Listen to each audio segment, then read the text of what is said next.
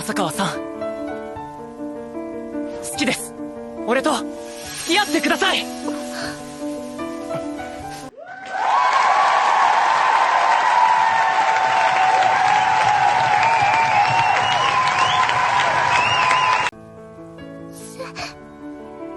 きなんだけど、なぜか恋愛対象としてはヘドが出るようなの。ごめんなさい。確かな手応えからのヘド。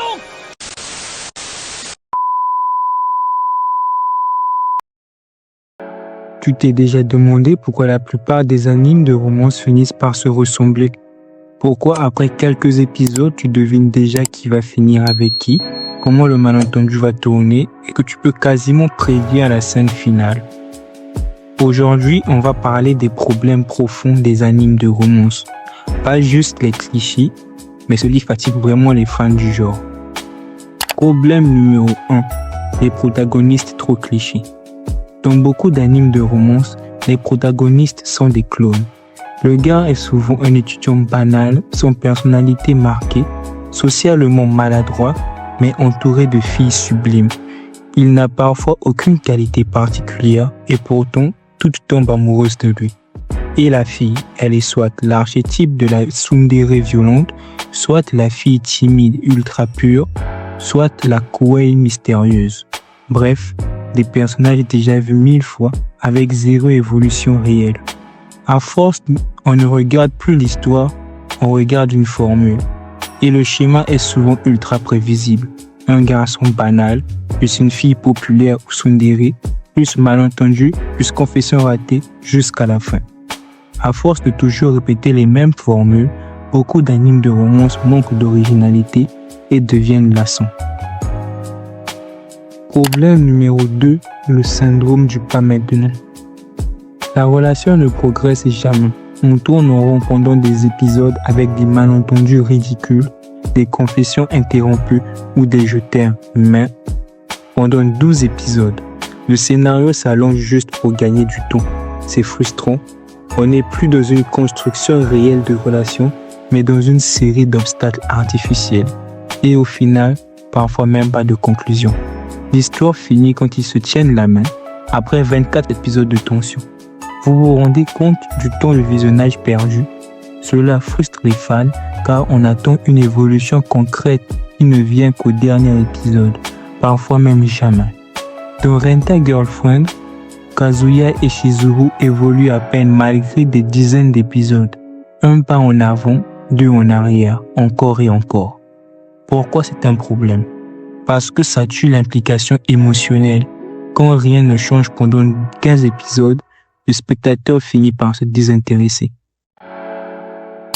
Problème numéro 3. Manque de maturité émotionnelle. Beaucoup d'animes de romance idéalisent et infantilisent l'amour. Les personnages dans les animes de romance ont souvent le comportement émotionnel d'enfants de 10 ans. Ils sont incapables d'exprimer ce qu'ils ressentent, fuient à chaque tension et agissent de manière puérile. Ça donne une image faussée de la romance et ça agace les spectateurs qui veulent une relation plus réaliste ou adulte. Quand les personnages refusent de mûrir, leur histoire ne touche plus. 4. Peu de résolution ou fin ouverte ou bâclée. Beaucoup d'animes de romance se terminent sans vraie conclusion. Pas de couple formé, pas d'évolution claire, parfois pas de réponse. On investit dans une histoire pour n'avoir aucune conclusion claire. Exemple fréquent, ils se tiennent la main, rougissent puis fin.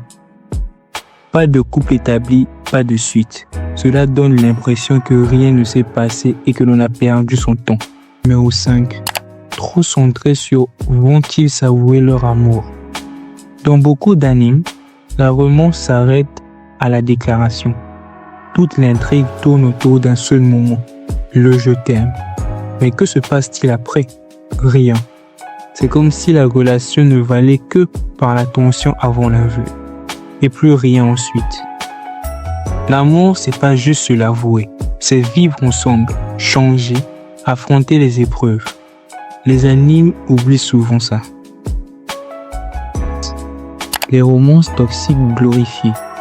Pire que les clichés, Certaines histoires glorifient des relations malsaines, manipulation, dépendance affective, jalousie excessive, voire domination émotionnelle. Exemple, Printa Girlfriend en est l'exemple parfait. Kazuya est en crush sur une fille qu'il loue, il ment, s'auto-détruit et pourtant c'est présenté comme touchant.